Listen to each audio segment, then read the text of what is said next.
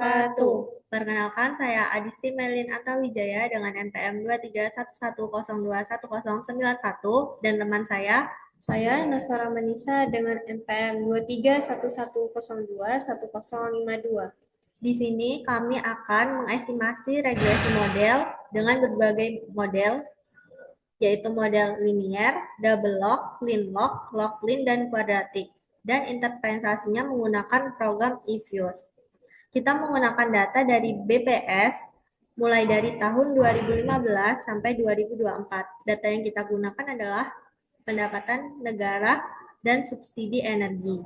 Dengan variabel terikat Y-nya adalah subsidi energi dan variabel bebas X-nya adalah pendapatan negara. Teori yang kita gunakan adalah teori kebijakan fiskal, fiscal policy theory. Pertama kali dikemukakan oleh John Maynard Keynes dalam bukunya The General Theory of Employment Interest and Money pada tahun 1936. Keynes menekankan bahwa pemerintah dapat menggunakan instrumen fiskal seperti pajak dan pengeluaran termasuk subsidi untuk mengelola permintaan agregat dan menjaga stabilitas ekonomi. Dalam konteks subsidi energi, kebijakan fiskal berperan dalam menentukan alokasi subsidi berdasarkan kondisi keuangan negara. Jika pendapatan negara meningkat, pemerintah dapat memberikan subsidi lebih besar tanpa membebankan anggaran.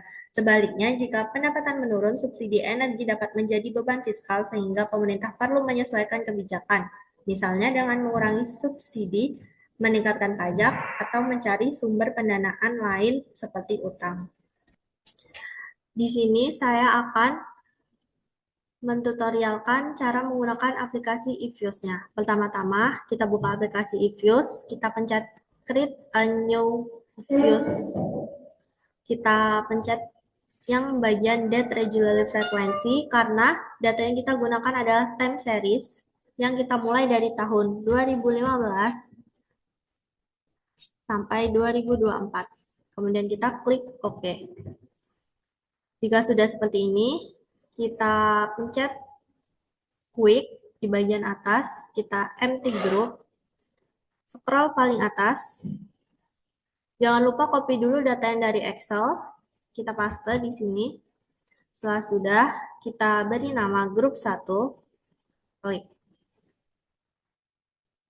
Nah, jika sudah ada grup 1, blok X dan Y-nya, klik kanan, open as group. Nah, kemudian kita mulai model yang pertama, yaitu model linear. Kita pencet proc, make equation. Kita ubah di sini menjadi YCX. Kemudian OK. Selanjutnya kita ubah namanya menjadi equ linear. Klik OK. Kemudian kita akan mengcopy objeknya untuk model selanjutnya. Kita gunakan file yang belum ada namanya. Yang sudah ada namanya ini, kita close. Kemudian kita estimate. Kita lanjut ke model yang kedua, yaitu model double log dengan melokkan X dan Y-nya.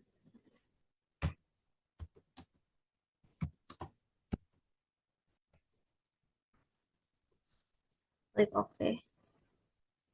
Kemudian kita ubah nama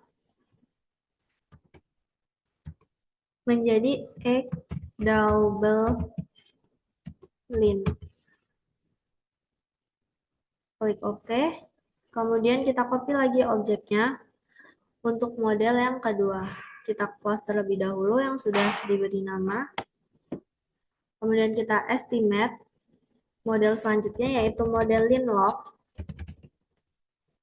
yaitu kita logkan X-nya.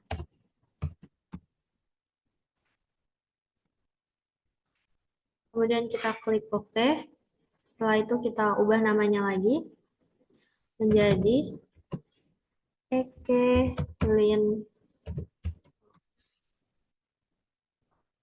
Setelah itu jangan lupa untuk mengcopy objeknya kembali.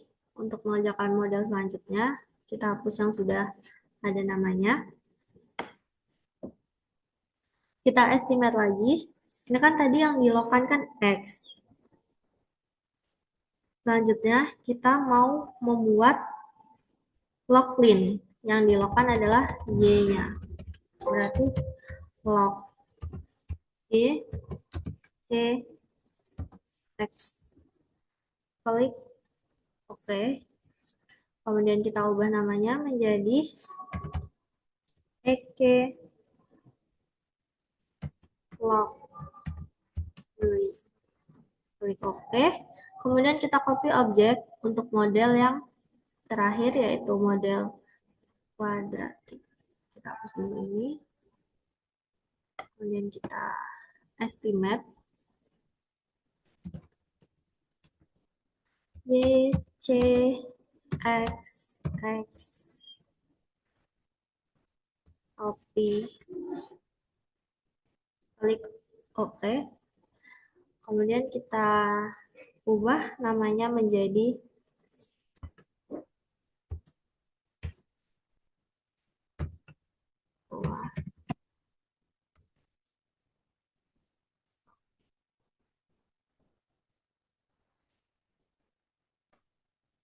Nah, jika sudah ada semua modelnya mulai dari linear, double lock, locklin, line lock, dan kuadratik, cara menyimpannya adalah mencet file, save as, kemudian kita namai filenya,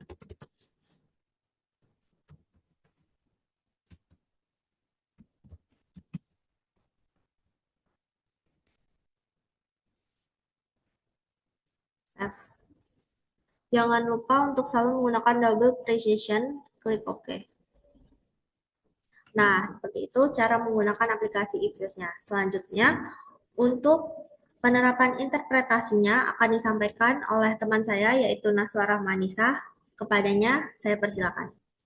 Baik, selanjutnya saya akan menjelaskan interpretasi dari kelima model hasil dari eViews berikut ini. Yang pertama, saya akan menjelaskan ringkasan hasil regresi linear.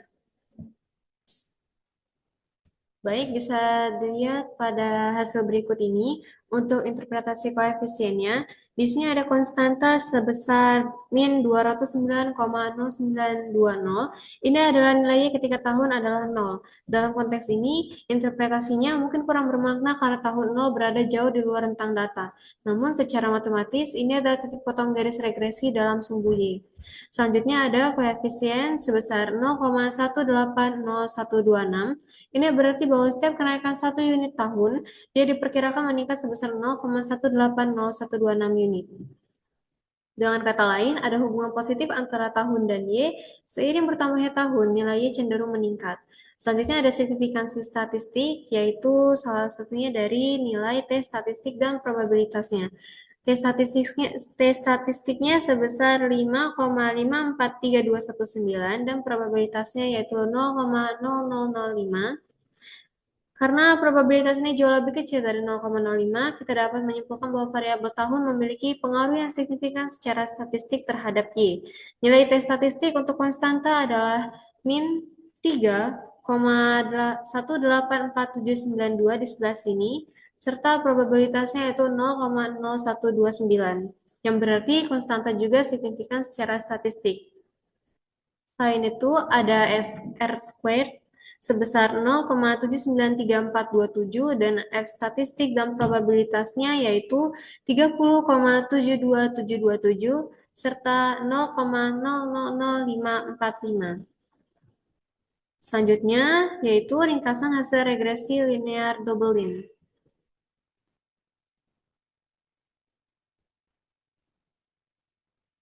Baik, untuk interpretasi koefisiennya, di sini ada konstanta sebesar min 14,07906. Ini adalah nilai log Y ketika log X adalah 0. Selanjutnya ada koefisien sebesar 2,501229. Ini berarti bahwa setiap kenaikan 1% dalam X, ia diperkirakan meningkat sebesar 2,501229%. Dengan kata lain, ada hubungan positif yang kuat antara X dan Y, dan hubungan ini bersifat elastis karena kedua variabel sudah dalam bentuk logaritma. Maka koefisien dari log X langsung dapat diartikan sebagai elastisitas. Nilai ini berarti bahwa jika X naik 1%, maka Y akan naik sebesar 2,501229%. Selanjutnya ada signifikansi statistiknya. Dengan nilai T statistiknya kita bisa dilihat di bagian sini untuk variabel log X. T statistik sebesar 7,233248 dan probabilitasnya itu 0,001.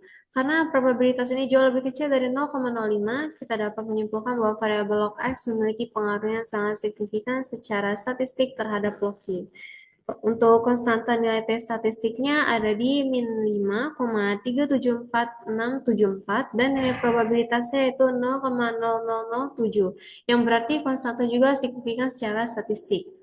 Selanjutnya ada R squared yang kita bisa lihat di sini sebesar 0,867374 dan S statistik sebesar 52,31988 serta probabilitasnya yaitu 0,000090. Ini menunjukkan bahwa model secara keseluruhan sangat signifikan secara statistik. Selanjutnya saya akan menjelaskan tentang ringkasan hasil regresi linear Linlog.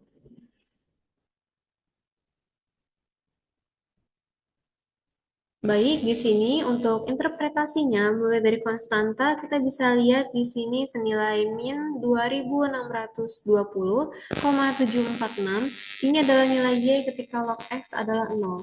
Selanjutnya ada koefisien log X, yaitu sebesar 365,6008. Ini berarti bahwa setiap kenaikan 1% dalam X, Y diperkirakan meningkat sebesar 3,656008 unit. Dengan kata lain, ada hubungan positif antara X dan Y, di mana perubahan dalam X, yaitu dalam persentasenya akan memengaruhi Y dalam unit aslinya. Nilai ini berarti bahwa jika X naik 1%, maka Y akan naik sebesar 3,656008 unit. Selanjutnya ada signifikansi statistiknya. Di sini kita bisa lihat untuk variabel log X, T statistik adalah 5,489714 dan probabilitasnya itu 0,006. Untuk konstanta nilai T statistiknya sebesar min 5,194768 dan probabilitasnya itu 0,008, yang berarti konstanta juga signifikan secara statistik. Selanjutnya ada R squared sebesar 0,790230 dan F statistik sebesar 30,13696 serta probabilitasnya 0,000581. Kesimpulannya ada hubungan linear positif yang signifikan antara log X dan Y. Model regresi linear ini cukup baik dalam menjelaskan variasi dalam Y, sebagaimana ditunjukkan oleh nilai R squared yang tinggi. Selanjutnya ada hasil regresi linear log-lin. Di sini kita bisa lihat untuk konstantanya yaitu sebesar 2,456725. Ini adalah nilai log Y ketika X adalah 0. Selanjutnya ada koefisien X yaitu sebesar 0,001209. Ini berarti bahwa setiap kenaikan 1 unit dalam X, log Y diperkirakan meningkat sebesar 0,001209 unit. Untuk menginterpretasikan efek pada Y, kita perlu mengonversi perubahan dalam log Y menjadi perubahan dalam Y. Misalnya, jika S meningkat sebesar 10 unit, log Y akan meningkat sebesar 0,01209. Untuk mengetahui persentase perubahan Y, kita bisa menggunakan rumus E pangkat 0,1209 minus 1 dikalikan dengan 100% dan hasilnya akan menjadi 1,216%. Jadi Y diperkirakan meningkat sekitar 1,216% tersebut. Selanjutnya ada signifikansi statistik. Di sini untuk variabel X, T statistik adalah 6,431448 dan probabilitasnya yaitu 0,0002. Selain itu, untuk konstanta nilai T statistik adalah 6,495896 dan probabilitasnya 0,0002 yang berarti konstanta juga signifikan secara statistik. Selanjutnya untuk R squared sebesar 0,83797, lalu F statistiknya 41,36352 serta probabilitasnya sebesar 0,000202. Dan yang terakhir yaitu hasil regresi kuadratik. Di sini untuk interpretasi dalam regresi kuadratik, kita bisa lihat konstantanya sebesar min 246,3295. Ini adalah nilai Y ketika X dan X pangkat 2 adalah 0. Selanjutnya ada koefisien X yaitu sebesar 451,1650. Ini menunjukkan perubahan pada Y untuk setiap perubahan satu unit dalam X ketika X pangkat 2 konstan. Selanjutnya ada koefisien X pangkat 2 yaitu senilai min 8,91E/06. Ini menunjukkan efek kuadratik pada X dari X pada Y. Tanda negatif menunjukkan bahwa kurva kuadratik ini memiliki bentuk cekung ke bawah. Nilai koefisien yang sangat kecil menunjukkan bahwa efek kuadratik mungkin tidak terlalu kuat dalam rentang data ini. Selanjutnya untuk signifikansi statistiknya, di sini ada konstanta sebesar min 0,545985 dengan probabilitas yaitu 0,6020. Selanjutnya untuk variabel X-nya ada di 0,487296 dan probabilitasnya itu 0,6409. Dalam variabel X pangkat 2, kita bisa lihat untuk T statistiknya sebesar min 0,083552 serta probabilitasnya yaitu 0,9358. Dengan catatan, tidak ada variabel yang signifikan secara statistik pada tingkat signifikansi 5%. Dan yang terakhir yaitu ada R² sebesar 0,793633 dan untuk F statistiknya ada di angka 13,46008 serta probabilitasnya yaitu 0,003992. Dan untuk R² ini menunjukkan bahwa sekitar 79,36% variasi dalam Y dapat dijelaskan oleh model kuadratik ini. Nilai ini cukup tinggi, tetapi perlu diingat bahwa tidak ada variabel yang signifikan secara statistik. Jadi kesimpulannya untuk model kuadratik ini menunjukkan hubungan antara X dan Y, tetapi tidak ada variabel yang signifikan secara statistik secara individual. Model secara keseluruhan signifikan secara statistik, tetapi ini mungkin tidak berarti bahwa model ini adalah representasi yang baik dari data. Efek kuadratik dari X pada Y tampaknya lemah dalam rentang data ini. Sekian untuk interpretasi dari 5 model yang sudah dijelaskan dalam EView. Sekian presentasi dari kelompok kami. Mohon maaf apabila ada salah kata. Kami akhiri. Wassalamualaikum warahmatullahi wabarakatuh.